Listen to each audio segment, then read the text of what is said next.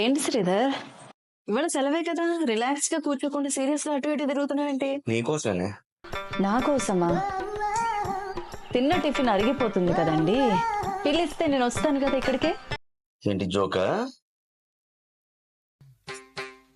Joke కాదులేండి, చెప్పండి ఇంతకీ ఏంటి?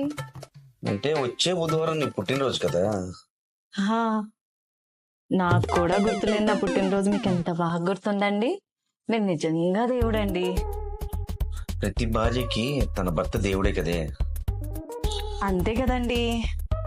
ఇంతకీ నా పుట్టినరోజుకి ఏ గిఫ్ట్ ఇస్తున్నారు? అక్కడికి వస్తున్నానే. ఇప్పుడు మనం గుడికి వెళ్తాం, దేవుణ్ణి కోరిక కోరుకుంటాం. ఆ దేవుడు కోరిక ఎప్పుడు తీరుస్తాడు? ఆబ్వియస్లీ ఆ దేవుడికి కనికరం పుట్టినప్పుడు కదా. హా. ఇందాకేమన్నావు? నేను నీ దేవుడు అన్నావు కదా. అంతే కదండి. నేను నీ దేవుణ్ణి అన్నావు కదా. అయితే